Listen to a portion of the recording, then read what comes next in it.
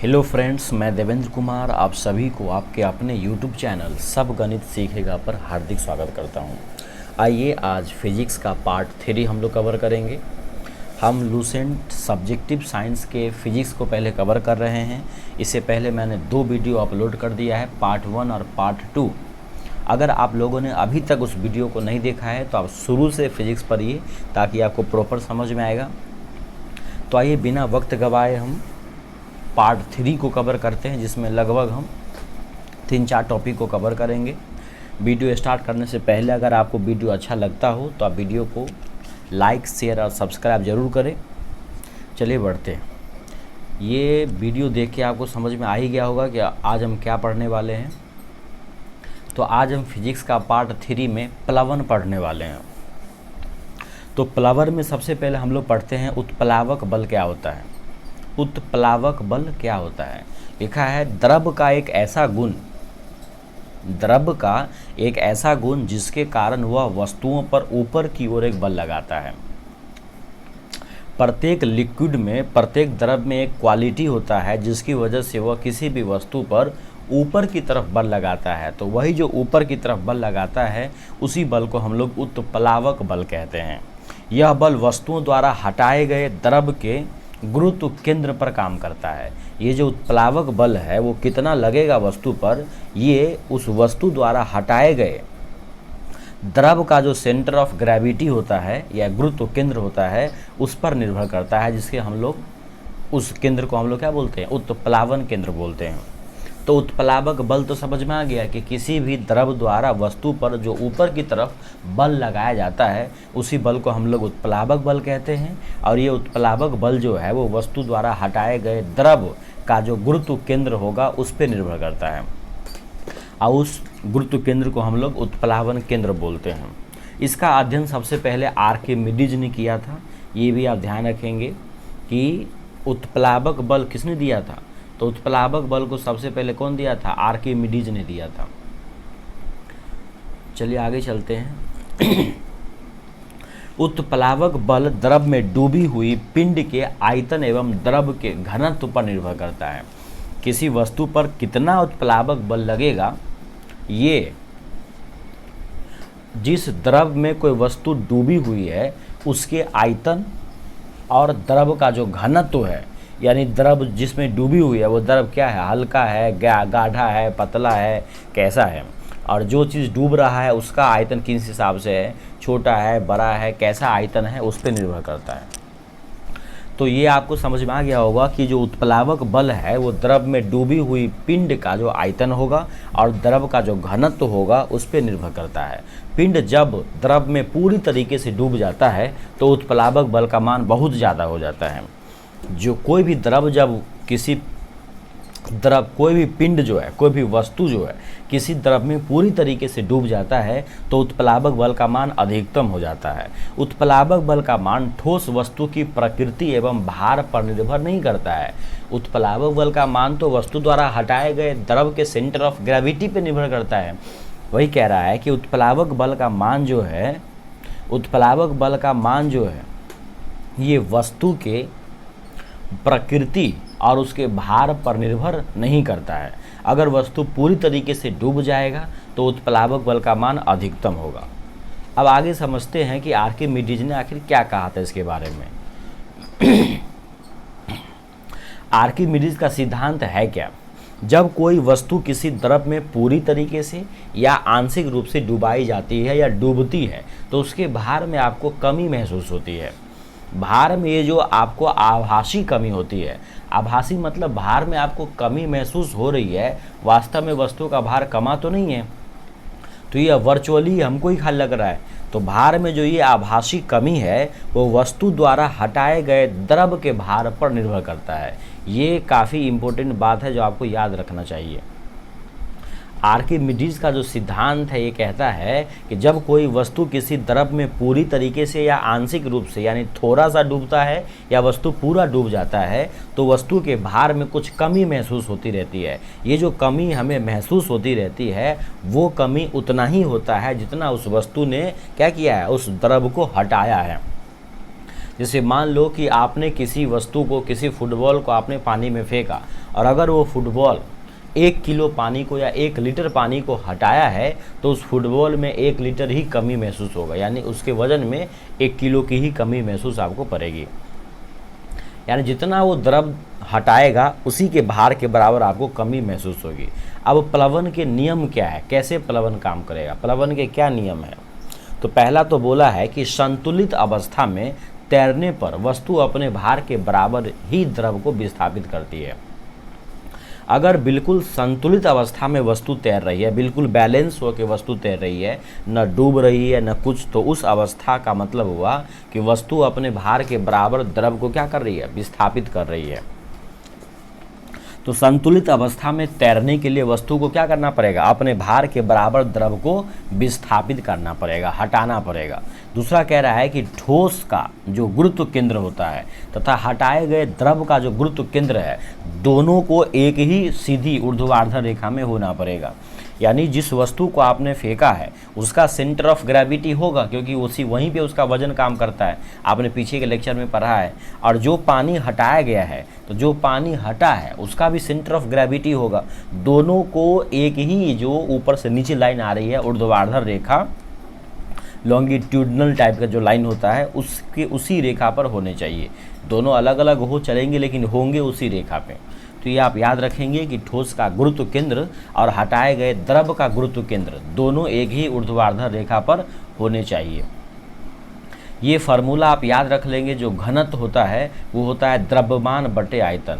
घनत्व तो क्या होता है, घनत्व होता है द्रव्यमान बटे आयतन। अब द्रव्यमान का मात्रक होता है किलोग्राम और आयतन का होता है मीटर क्यूब, लेकिन आयतन नीचे में है, तो घनत्व का ऐसा मात्रक हो जाएगा किलोग्राम इंटू या किलोग्राम बटे मीटर क्यूब हो जाएगा, किलोग्राम बटे मीटर क्यूब हो जाएगा।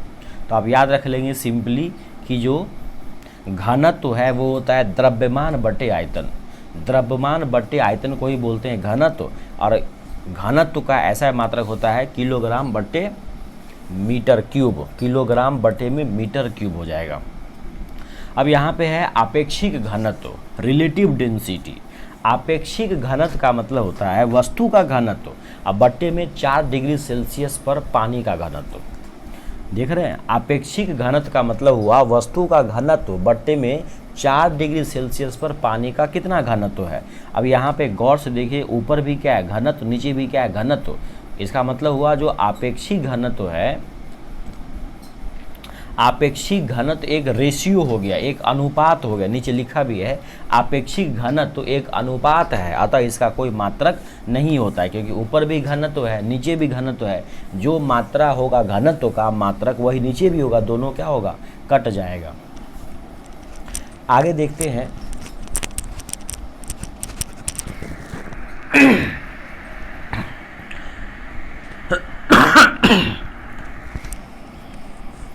आगे लिखा हुआ है आपेक्षिक घनत्व को हाइड्रोमीटर से मापा जाता है। ये आप याद रख लेंगे।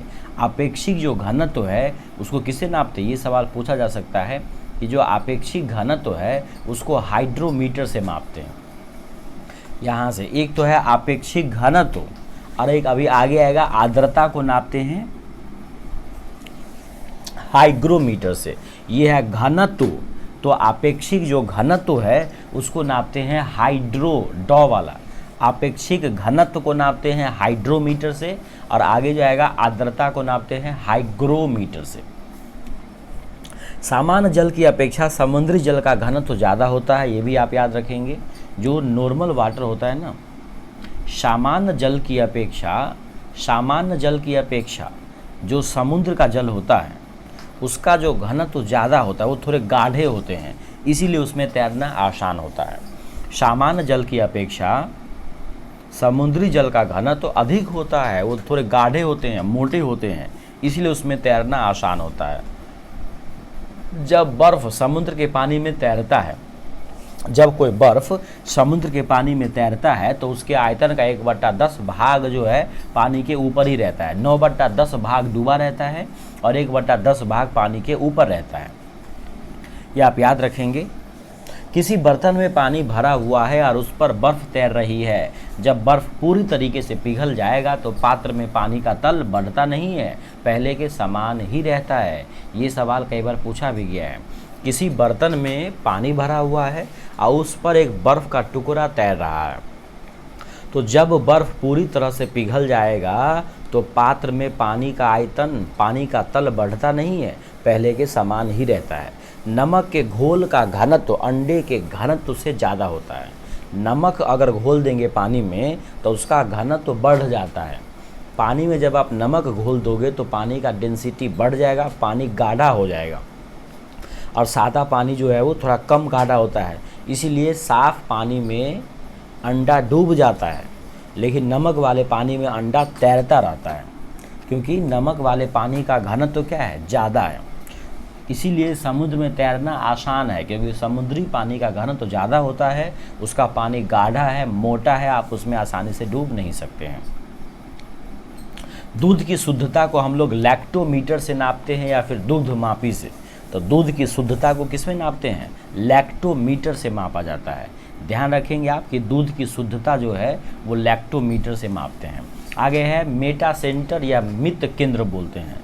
मेटा सेंटर का मतलब हुआ या मित केंद्र का मतलब हुआ कि तैरती हुई वस्तु द्वारा विस्थापित द्रव।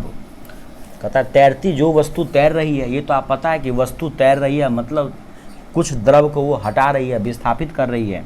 तो तैरती हुई वस्तु द्वारा विस्थापित द्रव का जो गुरुत्व केंद्र होगा उसी को हम लोग उत्प्लावन केंद्र कहते हैं। उत्प्लावन केंद्र, जो वस्तु तैर रही है वो कुछ ना कुछ पानी हटाई होगी, तो वो जो पानी हटाई होगी उसका सेंटर ऑफ ग्रेविटी जहाँ होगा, उस हटाए गए पानी का जो गुरुत्व केंद्र जहाँ होगा उसी को हम लोग उत्प्लावन केंद्र कहते हैं।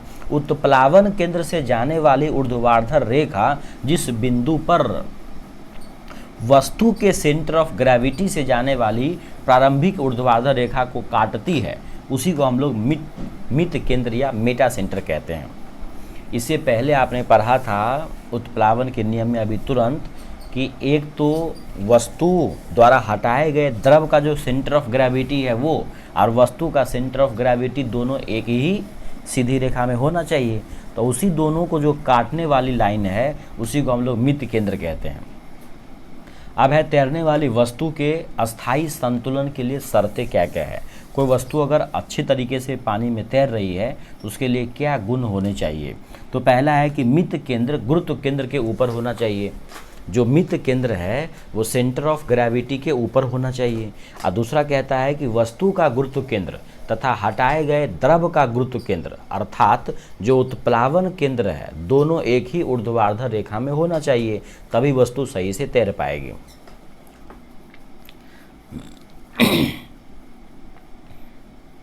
तो ये हो गया आपको प्लावन उत्प्लावन का मान पूरा हो गया। इसमें जितना पढ़ना था आपको प्लवन, ये प्लवन हमने पूरा पढ़ लिया है। प्लवन से संबंधित वैज्ञानिक है आर्किमिडीज। आगे चलते हैं टॉपिक नंबर 7 में। टॉपिक नंबर 7 कहता है पृष्ठ तनाव। क्या है, सरफेस टेंशन है। अब हम टॉपिक नंबर 7 पढ़ने वाले हैं। टॉपिक नंबर 7 का नाम है पृष्ठ तनाव। तो पृष्ठ तनाव को समझने से पहले हम लोग समझेंगे ससंजक बल और समझेंगे आसंजक बल। चलिए स्टार्ट करते हैं। देखिए ससंजक, सौ मतलब हुआ समान समान, देख लिखा ना, सौ मतलब समान समान। तो एक ही पदार्थ के अणुओं के बीच लगने वाले जो आकर्षण बल होता है उसी को हम लोग क्या बोलते हैं, ससंजक बल कहते हैं। एक ही पदार्थ के अणुओं के बीच लगने वाले जो आकर्षण बल होते हैं ना, फोर्स ऑफ अट्रैक्शन, अगर एक ही पदार्थ के अणुओं के बीच लग रहा है तो उसको हम लोग बोलेंगे ससंजक बल। ये आपको याद रखना है कि जो ठोस वस्तु होते हैं उसमें ससंजक बल का मान बहुत ज़्यादा होते हैं, क्योंकि मान लो कोई लकड़ी है तो उसके अंदर जो अणु है वो आपस में एक दूसरे से भयंकर तरीके से चिपके हुए हैं। तो ठोसों में ससंजक बल का मान अधिक होता है, फलस्वरूप उसके आकार भी निश्चित होते हैं। गैसों में ससंजक बल का मान बहुत ही कम होता है। तो बोलेगा कि ससंजक बल का मान सबसे ज़्यादा किस में होगा, तो ठोस में बोलेंगे, और सबसे कम किस में होगा, तो गैस में होगा। और ये भी याद रखना है कि जो ससंजक बल है वो एक ही पदार्थ के अणुओं के बीच लगते हैं। 100 मतलब सेम हुआ ना दोनों, तो ससंजक बल मतलब हुआ एक ही पदार्थ के अणुओं के बीच। अब है आसंजक बल, दो अलग अलग पदार्थों के अणुओं के बीच लगने वाले आकर्षण बल को ही हम लोग क्या बोलते हैं, आसंजक बल कहते हैं। आसंजक बल बोले तो दो अलग अलग पदार्थों के अणुओं के बीच लगने वाले आकर्षण बल है। आसंजक बल के कारण ही एक वस्तु दूसरी वस्तु से चिपकती है। ये आप जरूर याद रखेंगे, जो आसंजक बल है उसी की वजह से एक वस्तु क्या हो रहा है, दूसरे वस्तु से चिपक रहा है। आसंजक बल के कारण ही एक वस्तु दूसरे वस्तु से चिपक रहा है। जैसे आपने मार्कर से बोर्ड पे लिखना शुरू किया तो मार्कर और बोर्ड में देखिए, बोर्ड तो ठोस है, मार्कर थोड़ा गीला सा है, तो जो बोर्ड है उसका आसंजक बल ज़्यादा होता है, इसका कम, इसलिए चिपका लेता है। बोर्ड जो है मार्कर को अपने अंदर चिपका लेता है। तो एक वस्तु दूसरे वस्तु से अगर दो अलग अलग वस्तु आपस में चिपक रही है तो वो तो आसंजक बल की वजह से चिपकती है, लेकिन दोनों बर्फ आपस में चिपकता है ससंजक बल की वजह से। ये भी आप ध्यान रखेंगे। अब है पृष्ठ तनाव। द्रव के स्वतंत्र पृष्ठ में कम से कम क्षेत्रफल घेरने की प्रवृत्ति पाई जाती है। कोई भी द्रव हो उसके स्वतंत्र पृष्ठ में कम से कम क्षेत्रफल प्राप्त करने की प्रवृत्ति होती है, जिसके कारण उसका जो पृष्ठ होता है वो हमेशा तनाव की स्थिति में रहता है। इसी को हम लोग पृष्ठ तनाव कहते हैं। यानी कोई भी द्रव है अगर उसको स्वतंत्र रूप से छोड़ दिया जाए तो उसका जो पृष्ठ है उसमें बहुत ही कम क्षेत्रफल घेरने की प्रवृत्ति होती है। अब बहुत ही कम क्षेत्रफल घेरने की वजह से उसका पृष्ठ जो है हमेशा तनाव की स्थिति में रहता है। इसी को हम लोग पृष्ठ तनाव कहते हैं। किसी द्रव का पृष्ठ तनाव एक ऐसा बल है जो द्रव के पृष्ठ पर खींची गई काल्पनिक रेखा की इकाई लंबाई पर रेखा के लंबवत काम करती है। इसको आप समझ सकते हैं कि किसी भी द्रव का जो पृष्ठ तनाव है एक ऐसा बल है जो द्रव के पृष्ठ पर खींची गई एक जो काल्पनिक रेखा है उसके इकाई लंबाई पर रेखा के लंबवत काम करता है। यदि रेखा की लंबाई L हो और उस पर F बल काम कर रहा है तो पृष्ठ तनाव जो सरफेस टेंशन होगा वो F/L होगा। सरफेस टेंशन क्या होता है, F/L, यानी कितने लंबाई पर कितना बल लग रहा है, इकाई लंबाई पर कितना बल लगा रहे हैं, उसी को बोलते हैं पृष्ठ तनाव। तो पृष्ठ तनाव होता है बल बटे लंबाई। पृष्ठ तनाव क्या होता है, बल बटे लंबाई। अब बल का होता है न्यूटन, लंबाई का होता है मीटर, तो हो जाएगा पृष्ठ तनाव का ऐसा मात्रक न्यूटन बटे मीटर। ये याद रखेंगे आप। पहले तो आप ये याद रखिए कि पृष्ठ तनाव होता है बल बटे लंबाई। पृष्ठ तनाव का मतलब हुआ इकाई लंबाई में आपने कितना बल काम करवाया है। तो पृष्ठ तनाव होता है क्या, F/L, यानी फोर्स बटे लेंथ हो जाएगा। तो पृष्ठ तनाव का ऐसा मात्रक होता है न्यूटन बटे मीटर। द्रव के पृष्ठ के क्षेत्रफल में एकांक वृद्धि करने के लिए किया गया कार्य द्रव के पृष्ठ तनाव के बराबर होता है। एक दूसरे भाषा में देखा जाए तो द्रव के पृष्ठ के क्षेत्रफल में एक वृद्धि करना हो, एकांक इकाई वृद्धि के लिए जो काम किया जाता है वो पृष्ठ तनाव के बराबर होता है। इसके अनुसार देखा जाए तो पृष्ठ तनाव का एक मात्रक हो जाएगा आपको जूल प्रति मीटर स्क्वायर। कार्य का जूल होता है तो ही बोला है आपको जूल बटे मीटर स्क्वायर हो जाएगा एक हिसाब से। तो पृष्ठ तनाव का ऐसा मात्रक या मात्रक जो है वो जूल बटे मीटर स्क्वायर भी हो सकता है। आगे है द्रव का ताप बढ़ाने पर पृष्ठ तनाव कम हो जाता है। ये तो आप जरूर रखेंगे याद, इसी से सवाल भी बनता है। द्रव का ताप बढ़ाने पर क्या होता है, पृष्ठ तनाव कम हो जाता है।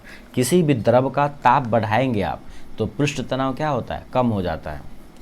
और क्रांतिक ताप पर तो ये शून्य ही हो जाता है। घुलनशील नमक मिलाने पर जल का पृष्ठ तनाव बढ़ जाता है। नमक मिला देंगे ना, अशुद्धि वगैरह सब, नमक मिला देने से अगर जो नमक घुल रहा हो जल में तो नमक मिला देने से पृष्ठ तनाव बढ़ जाता है, लेकिन टेम्परेचर बढ़ा देने से पृष्ठ तनाव घट जाता है। इसका फ़ायदा आगे देखेंगे। अभी हम आगे पढ़ते हैं केशिकत्व। केश नली, कैपिलरी ट्यूब, एक ऐसी खोखली नली होती है। केश नली एक ऐसी खोखली नली होती है जिसकी त्रिज्या बहुत ही कम होती है और एक समान होती है, केश नली कहलाती है। यानी बहुत ही कम त्रिज्या वाला एक ऐसा नली को हम लोग केश नली कहते हैं। जो बहुत ही कम त्रिज्या वाला हो और एक समान त्रिज्या का लंबा चौड़ा पाइप हो उसको हम लोग केश नली बोलते हैं, जिसका त्रिज्या कम होने चाहिए। केश नली में द्रव के ऊपर चढ़ने या नीचे दबने की घटना को हम लोग केशिकत्व कहते हैं। अब केश नली में द्रव ऊपर चढ़ता है या नीचे दब जाता है। इसी घटना को हम लोग केशिकत्व कहते हैं। द्रव के केश नली में ऊपर चढ़ने, द्रव जो है वो केश नली में ऊपर चढ़ने अथवा नीचे गिरने का कारण द्रव का पृष्ठ तनाव है। यानी कोई भी द्रव जो है वो केश नली में ऊपर चढ़ता है या नीचे गिरता है, ये किसकी वजह से? तो उस द्रव के पृष्ठ तनाव की वजह से।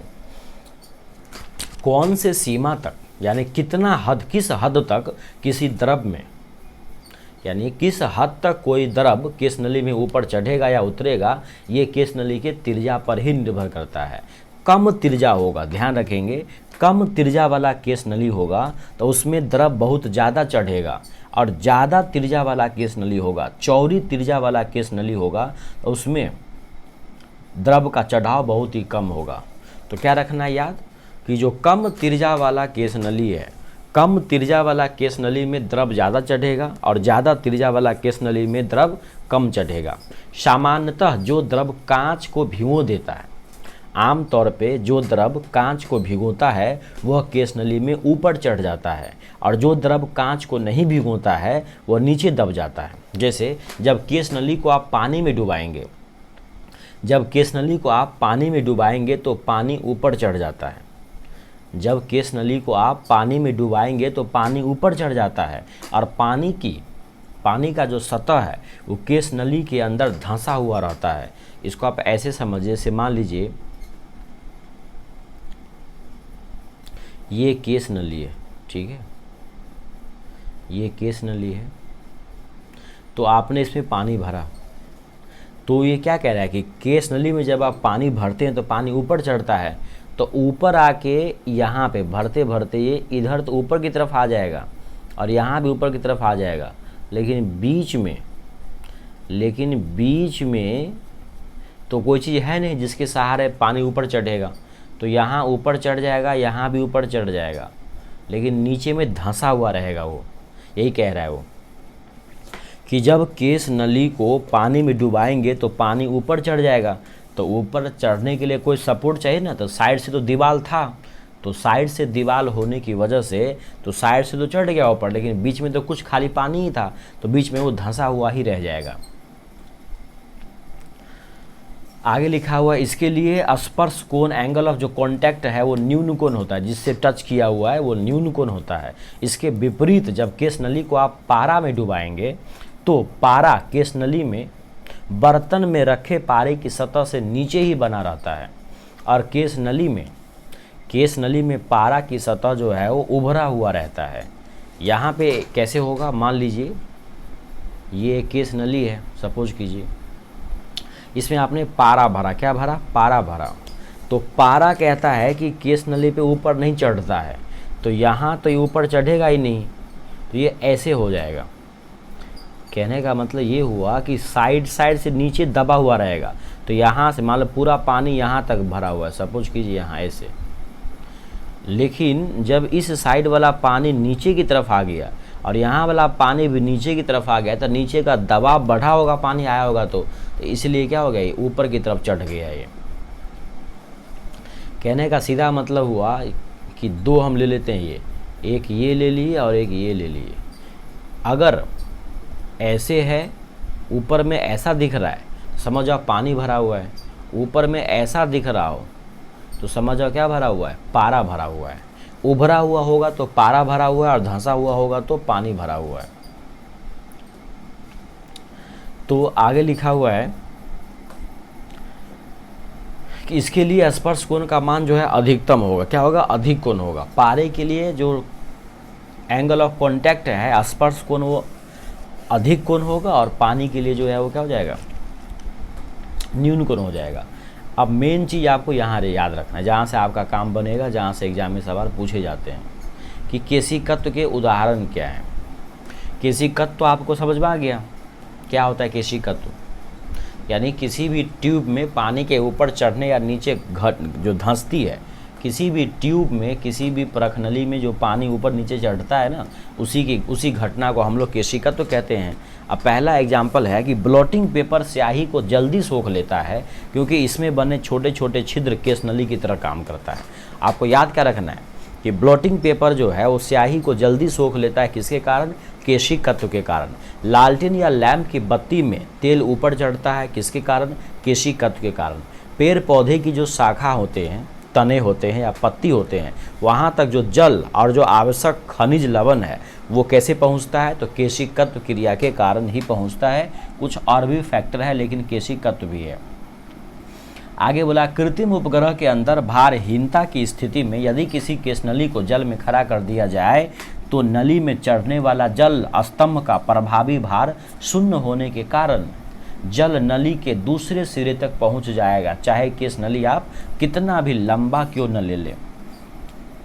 कह रहा है कि कृत्रिम उपग्रह के अंदर, क्योंकि वहाँ पे भारहीनता होती है, तो यदि किसी केशनली को जल में डुबा देंगे आप, तो वो जो जल है नली में वो इस साइड से उस साइड तक चला जाएगा, क्योंकि अंदर जो है भार शून्य होने की स्थिति में, चाहे वो कितना भी लंबा केशनली आप क्यों न ले लें।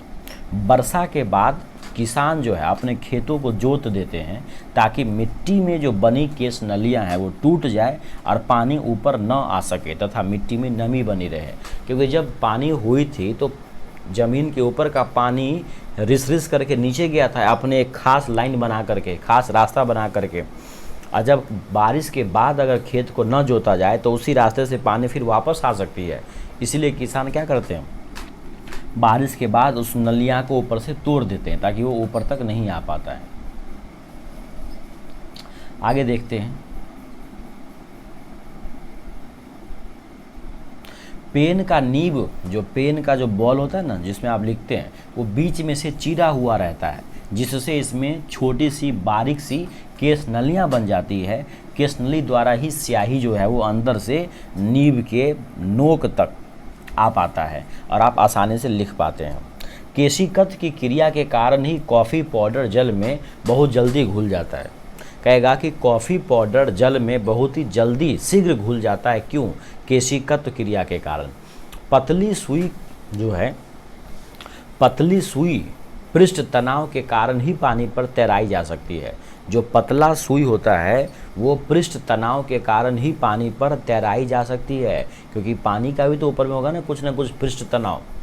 साबुन या डिटर्जेंट आदि जल के पृष्ठ तनाव को कम कर देता है।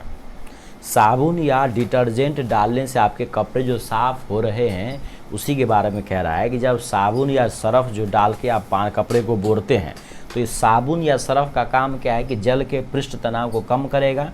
पृष्ठ तनाव कम करने का मतलब वह जल को और ज़्यादा पतला कर देगा, जिससे वो जल क्या होगा, आपके कपड़े के अंदर गहराई तक घुस जाएंगे और वहाँ से मैल को वो क्या करेंगे, हटा देंगे, जिससे कपड़ा ज़्यादा साफ होगा।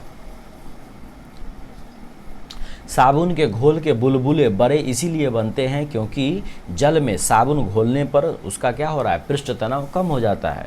जब भी आप जल में साबुन या सरफ घोलते हैं तो जल का पृष्ठ तनाव कम हो जाता है। पानी पर मच्छरों के जो लार्वा होते हैं, छोटे छोटे जो कीड़े मकोड़े होते हैं, वो तैरते रहते हैं, लेकिन अगर उस पर मिट्टी का तेल डाल देते हैं तो पानी का पृष्ठ तनाव कम हो जाने के कारण वो मच्छर का लार्वा जो भी था वो अब क्या होता है, पानी पे खड़ा नहीं हो पाता, वो डूब जाता है और डूब करके मर जाता है। तो पानी पर मच्छरों के लार्वा तैर रहे हैं क्योंकि अभी उसका पृष्ठ तनाव है पानी का, इसीलिए उस पर खड़ा है वो। परंतु जैसे ही आपने उस पर मिट्टी तेल डाला तो उस पानी का पृष्ठ तनाव कम हो गया, और कम होने की वजह से अब वो खड़ा नहीं हो पाता है, वो डूब करके मर जाता है। जैसे कच्चा दूध ला तो उसमें आपको मक्खी या मच्छर खड़ा नहीं हो पाएगा, लेकिन उसको आप औंठ के अच्छा से रख दो तो उसके बाद ऊपर में एक परत जम जाती है जिसको छाली बोलते हैं। तो वो परत एक प्रकार के पृष्ठ तनाव का काम करता है, जिस पे मधुमक्खी या मच्छर जो है कुछ भी आसानी से खड़े हो जाते हैं। जो भी गर्म भोजन होता है वो काफ़ी स्वादिष्ट लगता है। इसका कारण बस एक ही है कि गर्म करने पर किसी भी वस्तु का पृष्ठ तनाव कम हो जाता है, और जब पृष्ठ तनाव कम हो जाएगा तो वस्तु पतला हो जाएगा, वो द्रव पतला हो जाएगा। इससे क्या होगा, पूरे जीव में आसानी से फैलेगा सभी भागों पर, इससे हमको स्वादिष्ट लगेगा। तो उम्मीद करते हैं पृष्ठ तनाव के बारे में आपको समझ में आ गया होगा। ये सारे एग्जाम्पल आप ज़रूर याद रखेंगे, इन्हीं एग्जाम्पल से आपके एग्जाम में सवाल आते हैं। अब हम पढ़ते हैं श्यानता, विस्कोसिटी पढ़ते हैं। तो श्यानता को पढ़ने से पहले समझेंगे हम लोग श्यान बल क्या होता है। तो श्यान बल कहता है किसी द्रव या गैस की दो क्रमागत परतों के बीच उनकी आपेक्षिक गति का विरोध करने वाले घर्षण बल को हम लोग श्यान बल कहते हैं। कहता है किसी भी द्रव या गैस के दो लगातार परतों के बीच जो है एक गति को विरोध करने वाले घर्षण बल पैदा हो जाती है, उसी को हम लोग श्यान बल कहते हैं। यानी श्यान बल मतलब क्या, किसी या तो द्रव में या गैस में, देखिए साफ साफ लिखा हुआ है, यानी ठोस के अंदर श्यानता नहीं होती है, क्योंकि ठोस के दो परतों के बीच गैप ही नहीं होती ना, तो वहाँ पे क्या घर्षण फर्षण होगा। तो द्रव में और गैस के दो क्रमागत दो लगातार परतों के बीच में एक गैप होता है जिसमें एक घर्षण बल उत्पन्न हो जाती है विरोध वाला, उसी को हम लोग क्या बोलते हैं, श्यान बल कहते हैं। अब श्यानता क्या है, तो श्यानता जो है वो तरल का एक गुण है। श्यानता तरल का एक गुण है जिसके कारण तरल की विभिन्न परतों के बीच आपेक्षिक गति का विरोध होता है। श्यानता पहली बात तो ठोस का गुण नहीं है, तरल का गुण है, जिसके कारण तरल के अलग अलग परतों के बीच एक आपेक्षिक गति का विरोध होता हुआ प्रतीत होगा, उसी को श्यानता कहते हैं। श्यानता केवल द्रव और गैसों का गुण है, ये बात आप याद रख लेंगे। ठोस में श्यानता नहीं होते हैं। श्यानता केवल क्या है, श्यानता जो है वो केवल द्रवों तथा गैसों का गुण है, ठीक है। आगे कहता है कि द्रवों में जो श्यानता होगा वो अणुओं के मध्य लगने वाले ससंजक बलों के कारण होता है। द्रव के अंदर जो श्यानता होता है वो उनके अणुओं के बीच लगने वाले ससंजक बलों के कारण होता है। ससंजक बल आपने पीछे पढ़ा है कि दो एक ही समान टाइप के जो पदार्थ हैं उनके अणुओं के बीच जो आकर्षण बल लगता है वही ससंजक बल है। तो यहाँ कहता है कि जो द्रव का श्यानता होता है वो उसके अणुओं के बीच लगने वाले ससंजक बलों के कारण होता है। गैस में श्यानता इसकी एक परत से दूसरी परत में अणुओं के स्थानांतरण के कारण होती है। गैसों में श्यानता कैसे होती है, तो गैसों में जो श्यानता है वो उसकी एक परत से दूसरी परत में अणुओं के स्थानांतरण के कारण होती है। गैसों में श्यानता द्रवों की तुलना में बहुत ही कम होती है, ठोस में तो होता ही नहीं है और गैस में बहुत कम होती है। यानी सबसे ज़्यादा श्यानता होती है द्रव में। लिखा हुआ भी है कि गैसों में श्यानता द्रवों की तुलना में बहुत कम होती है और ठोसों में श्यानता नहीं होती है, ठोस में श्यानता नहीं होती है। अब जो एक आदर्श तरल है उसकी श्यानता कितनी होनी चाहिए, अभी आपने क्या देखा कि श्यानता एक प्रकार का क्या है, रुकावट है, बाधा है, जो कि विरोध करती है। तो विरोध रुकावट बाधा आप चाहते हैं कि नहीं, तो नहीं चाहते ना आप। तो जो भी आदर्श तरल होगा उसका श्यानता शून्य होना चाहिए। श्यानता का मतलब हुआ एक विरोध बल जो आपको रोकेगा, उसके प्रवाह को रोकेगा, घर्षण बल पैदा करेगा। वो दो समान परतों के बीच में एक क्या करेगा, विरोध पैदा करेगा, तो वो नहीं होना चाहिए। तो एक आदर्श जो तरल है, इसको आप याद रख सकते हैं, जो एक आदर्श तरल है उसका जो श्यानता है वो शून्य होना चाहिए, ठीक है। अब ताप बढ़ने पर द्रवों की श्यानता घटेगी। ताप बढ़ने पर द्रव की श्यानता घटती है परंतु गैसों की श्यानता बढ़ जाती है। ये आप याद रखेंगे कि सबसे ज़्यादा श्यानता होता है द्रव में, लेकिन जब आप ताप बढ़ाएंगे तो द्रव की श्यानता घट जाएगी, लेकिन ताप बढ़ाने पर गैस की श्यानता बढ़ जाती है। किसी तरल की श्यानता को श्यानता गुणांक द्वारा मापा जाता है। किसी भी तरल की जो श्यानता है उसको श्यानता गुणांक द्वारा मापा जाता है। इसका ऐसा मात्रक डेका पॉइज, पॉइजली या पास्कल सेकेंड भी होता है। तो किसी भी तरल की जो श्यानता होता है उसको हम लोग श्यानता गुणांक से मापते हैं, और इसका जो ऐसा मात्रक होता है वो डेका पॉइज, पॉइजली या फिर पास्कल सेकेंड होता है, जिसको प्रायः नीटा से सूचित किया जाता है। तो तरल की श्यानता को हम लोग श्यानता गुणांक से मापते हैं, और श्यानता का जो ऐसा मात्रक होता है वो डेका पॉइज, पॉइजली या पास्कल सेकेंड होता है, जिसको आमतौर पे नीटा द्वारा सूचित करते हैं। सीमांत वेग किसको बोलते हैं, जब कोई वस्तु किसी श्यान द्रव में डुबाई जाती है। अरे द्रव होगा तो उसके अंदर श्यानता तो होगा ही होगा। तो जब कोई वस्तु या जब किसी वस्तु को किसी द्रव में गिराई जाती है तो शुरुआत में उसका वेग बढ़ता जाता है। ऊपर से गिरी है ना तो स्पीड है, तो शुरू में उसका वेग जो है बढ़ता जाता है, कि परंतु कुछ समय के बाद वह एक नियत वेग से वह एक नियत वेग से गिरने लगती है। इसी नियत वेग को हम लोग वस्तु का सीमांत वेग कहते हैं, क्योंकि उसके अब सीमा का अंत हो गया है, अब वो एक कांस्टेंट वेलोसिटी के साथ नीचे गिर रही है। तो जब किसी वस्तु को किसी सयान द्रव में गिराते हैं तो शुरू में उस वस्तु का वेग बढ़ता रहता है, लेकिन कुछ समय के बाद एक नियत वेग से गिरना शुरू कर देता है। उसी नियत वेग को हम लोग वस्तु का सीमांत वेग कहते हैं। इस अवस्था में वस्तु का भार शयान बल और उत्प्लावन बल के योग के बराबर हो जाता है। जब कोई वस्तु सीमांत वेग से गिरने लगती है तो उस अवस्था में जो वस्तु का भार होता है वो शयान बल और उत्प्लावन बल के जोड़ के बराबर होता है।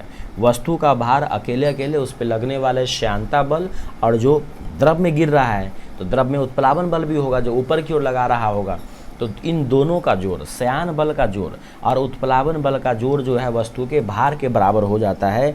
इसीलिए बिना किसी रुकावट के एक कांस्टेंट वेलोसिटी के साथ गिरने लगता है। अर्थात वस्तु पर काम करने वाले जितने भी बल होते हैं उनका योग शून्य हो जाता है, इसीलिए वो एक कांस्टेंट चाल के साथ नीचे गिरने लगता है। तो कहेगा कि कोई वस्तु सीमांत वेग के साथ गिर रहा है तो उस पर लगने वाले सभी बलों का योग क्या होगा। तो अगर कोई वस्तु सीमांत वेग के साथ गिर रहा है तो उस पर लगने वाले सभी बलों का योग शून्य होगा। सीमांत वेग वस्तु की त्रिज्या के वर्ग के समानुपाती होता है। सीमांत वेग जो है वो वस्तु की त्रिज्या के वर्ग के समानुपाती होता है। त्रिज्या ज़्यादा होगा तो सीमांत वेग ज़्यादा होगा, त्रिज्या कम होगा और तो सीमांत वेग कम होगा। यानी बड़ी वस्तु जो है ज़्यादा वेग से गिरेगा और छोटी वस्तु जो है कम वेग से गिरेगा।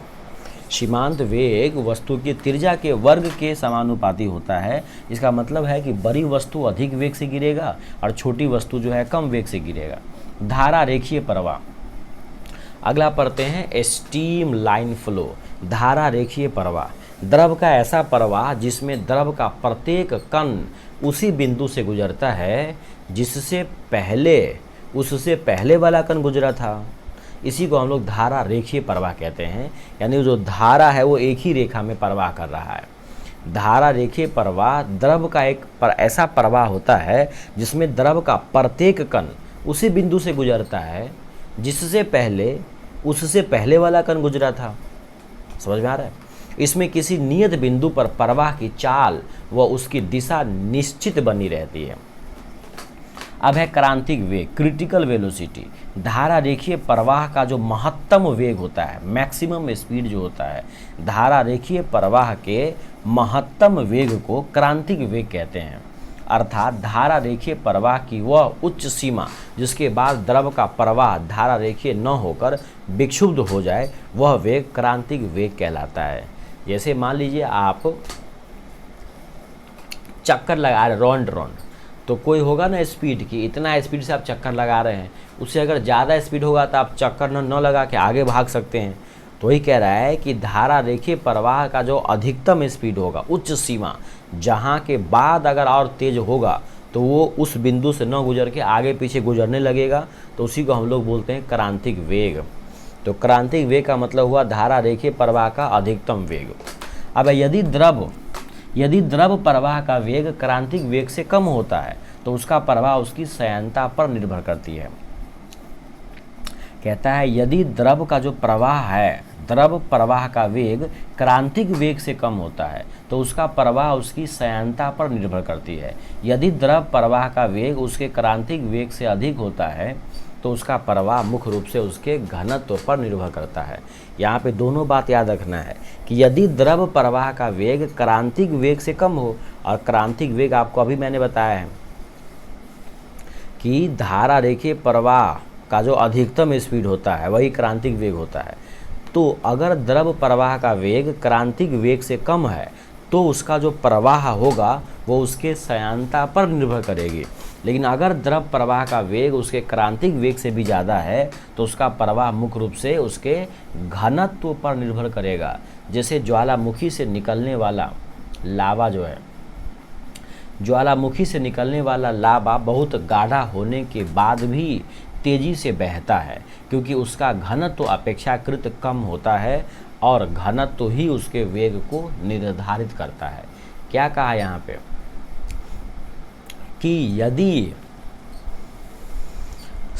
यदि द्रव प्रवाह का वेग उसके क्रांतिक वेग से ज़्यादा हो तो उसका प्रवाह जो है मुख्य रूप से उसके घनत्व पर निर्भर करता है। जैसे ज्वालामुखी से निकलने वाला जो लावा है वो बहुत ज़्यादा गाढ़ा होने की वजह से भी तेज़ी से बहता है, क्योंकि उसका जो घनत्व है वो अपेक्षाकृत कम होता है और घनत्व ही उसके वेग को निर्धारित करता है।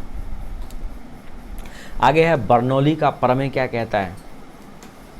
बर्नौली का प्रमेय कहता है कि जब कोई आदर्श द्रव किसी नली में धारा रेखीय प्रवाह में बहता है तो उसके मार्ग के प्रत्येक बिंदु पर उसके एकांक आयतन की कुल ऊर्जा, यानी दाब ऊर्जा, गतिज ऊर्जा, स्थितिज ऊर्जा, इशारे का योग नियत रहता है।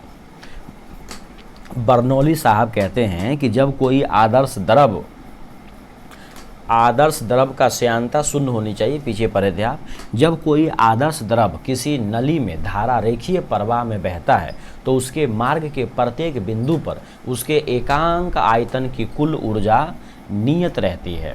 इस प्रमेय पर आधारित जो वेंटूरी मीटर है उससे नली में द्रव के प्रवाह की दर ज्ञात की जाती है। यहाँ से दो सवाल है। पहला तो वेंटूरी मीटर किस सिद्धांत पे काम करता है?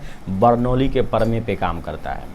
वेंटूरी मीटर जो है वो किस सिद्धांत पे काम करता है? बर्नौली के सिद्धांत पे। दूसरा कि नली में द्रव का प्रवाह जो मापते हैं, ज्ञात करते हैं दर, वो किससे ज्ञात करते हैं? किसी भी नली में द्रव के प्रवाह की दर ज्ञात करने के लिए हम लोग वेंटूरी मीटर का प्रयोग करते हैं। तो उम्मीद करते हैं ये आपको समझ में आ गया होगा। अब समझते हैं टॉपिक नंबर 9। टॉपिक नंबर 9 समझते हैं। टॉपिक नंबर 9 कहता है इलास्टिसिटी है, प्रत्यास्थता। प्रत्यास्थता क्या है? प्रत्यास्थता पदार्थ का एक ऐसा गुण है जिसके कारण वस्तु उस पर लगाए गए बाहरी बल से उत्पन्न किसी भी प्रकार के परिवर्तन का विरोध करती है तथा जैसे ही बल हटा लिया जाता है वो अपनी पूर्व अवस्था में वापस आ जाती है। इलास्टिसिटी मतलब है उसके अंदर कितना खिंचाव है। इलास्टिसिटी मतलब उसके अंदर कितना खिंचाव है। तो कहता है प्रत्यास्थता पदार्थ का एक ऐसा गुण है जिसके कारण वो पदार्थ उस पर लगने वाले बाहरी बल से जो भी कुछ डिस्टरबेंस उत्पन्न हुआ है उसका वो विरोध करती है। वो कहती है कि मैं जैसा हूँ वैसा ही रहना चाहता हूँ।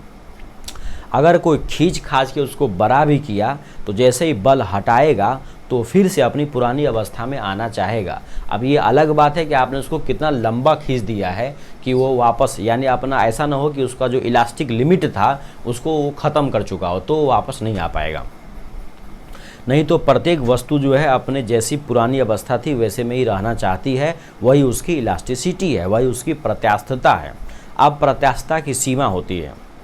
अरे किसी स्प्रिंग को आप हल्का सा खींचो तो वापस आ जाएगा, और कहीं हल्का खींचो वापस आ जाएगा। अब आप यहाँ से लेके मधुबनी तक उसको खींच देंगे तो क्या वापस आ पाएगा? दोबारा नहीं आ पाएगा, क्योंकि उन्होंने क्या किया है? प्रत्यास्थता की सीमा को ही क्रॉस कर दिया आपने।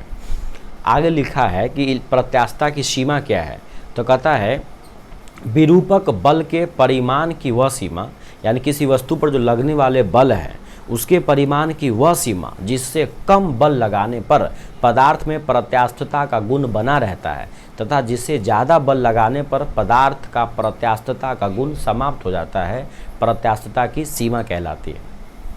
प्रत्यास्थता का मतलब सिंपल मतलब इलास्टिक जो लिमिट है, इसका मतलब सीधा से ये हुआ कि किसी वस्तु पर जो आप बाह्य बल लगाते हैं वो अधिकतम कितना लगा सकते हैं जिससे वो वापस अपनी पुरानी अवस्था में आ सके। अगर उससे ज़्यादा बल लगाओगे आप तो वो क्या होगा? इलास्टिक लिमिट को पार कर देगा, वो पुरानी अपनी अवस्था में नहीं आ पाएगा। जैसे इसको आप एक स्प्रिंग से समझ लो।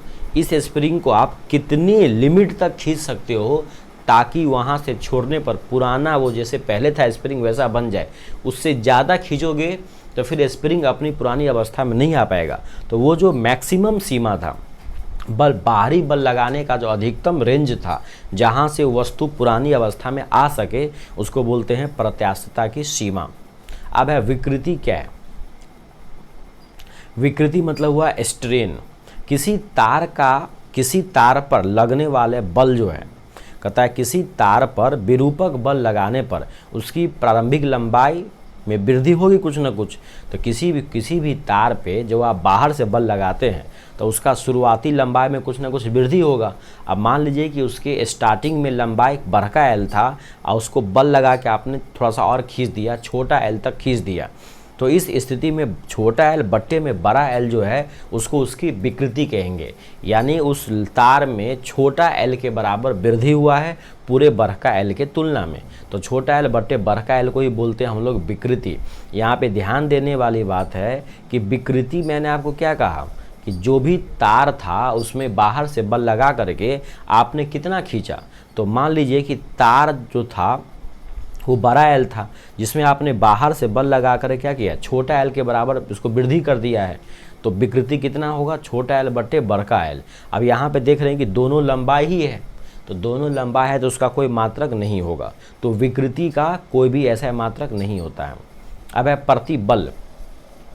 प्रतिबल नाम से लगा कि प्रति इकाई पर कुछ बल लगाना होगा, तो प्रति इकाई क्षेत्रफल पर जो बल लगाते हैं उसी को प्रतिबल कहते हैं। प्रति इकाई क्षेत्रफल पर लगाए गए बल को क्या बोलते हैं, प्रतिबल कहते हैं। यहाँ वो बोला नहीं लेकिन आप ध्यान रखेंगे, प्रतिबल का मतलब हुआ कि प्रति इकाई क्षेत्रफल पर आपने कितना बल लगाया, यानी F/A। तो प्रतिबल का ऐसा मात्रक हो जाएगा N/मीटर²। और यही था आपको किसका, दाब का। याद रखिए, दाब पीछे पढ़े थे आप, दाब क्या था, बल/एरिया। तो दाब और प्रतिबल दोनों सेम ही है। तो प्रतिबल का ऐसा मात्रक होता है N/मीटर²।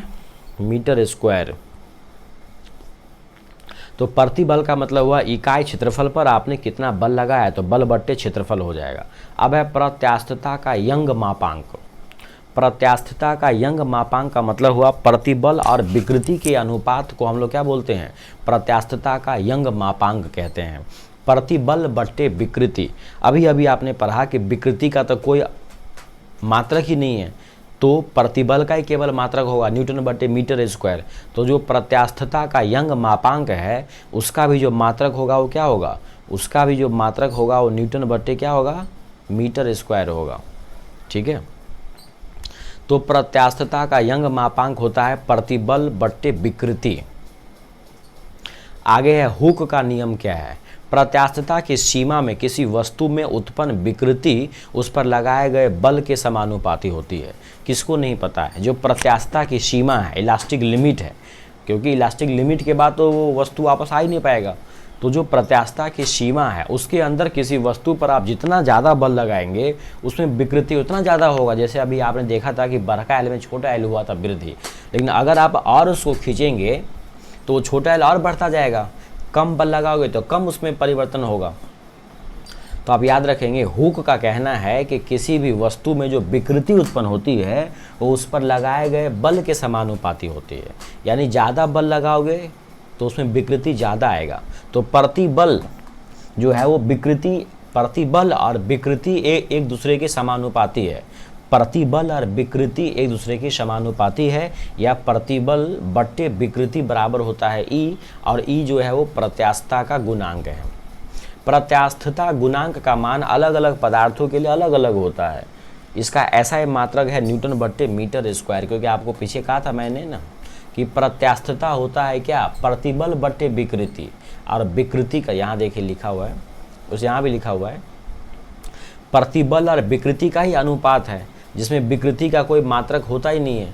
तो प्रत्यास्थता गुणांक का मान अलग अलग पदार्थों के लिए अलग अलग होता है, और इसका ऐसा मात्रक N/मीटर² होता है, और इसी को हम लोग पास्कल भी कहते हैं क्योंकि ये दाब का भी मात्रक है। अब यंग का प्रत्यास्थता गुणांक क्या है। यदि विकृति अनुदैर्ध्य है तो प्रत्यास्थता गुणांक को हम लोग यंग प्रत्यास्थता गुणांक कहते हैं। कहता है कि यदि विकृति क्या हो, अनुदैर्ध्य है, तो प्रत्यास्थता गुणांक को यंग प्रत्यास्थता गुणांक कहते हैं। यानी यंग का प्रत्यास्थता गुणांक हो जाएगा अनुदैर्ध्य में प्रतिबल और बट्टा में अनुदैर्ध्य में विकृति। प्रत्यास्थता गुणांक तो होगा प्रतिबल/विकृति, लेकिन यंग का प्रत्यास्थता गुणांक है तो अनुदैर्ध्य प्रतिबल/अनुदैर्ध्य विकृति हो जाएगा। यदि विकृति आयतन में दिया हो, यदि विकृति आयतन में दिया हो तो उसे हम लोग आयतन प्रत्यास्थता गुणांक कहते हैं। अपरूपण विकृति के लिए इसे हम लोग दृढ़ता गुणांक यानी नीटा कहते हैं।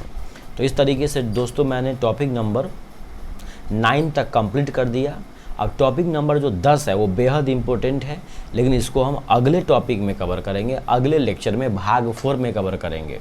उम्मीद करते हैं ये सीरीज आपको अच्छा लग रहा होगा। अगर अच्छा नहीं भी लगे तो भी हमें कमेंट करें, और अच्छा लगे तो भी कमेंट करें। अच्छा लगे तब तो आप चैनल को लाइक शेयर सब्सक्राइब ज़रूर करें, ताकि थोड़ा मेरा मोटिवेशन बने। आप जानते हैं वीडियो बनाने के बाद किसी भी टीचर का या किसी का भी जो वीडियो बनाते हैं उनको लगता है कि लोग देख रहे हैं कि नहीं देख रहे हैं। तो अगर आप देखते हैं वीडियो तो लाइक ज़रूर करें, सब्सक्राइब करें, या हमें बताएं कमेंट करके इसमें क्या प्रॉब्लम है, क्या कमी है। अच्छा नहीं लगे तो डिसलाइक भी करें, लेकिन कुछ तो कुछ करें। जब वीडियो देखते हैं तो अच्छा लगे तो लाइक करें, नहीं अच्छा लगे तो डिसलाइक करें, ताकि हमें पता चलेगा कि इसमें किस प्रकार के इम्प्रूवमेंट की ज़रूरी है। चलिए मिलते हैं किसी अगले वीडियो में, तब तक अपना ख्याल रखिए। Good bye.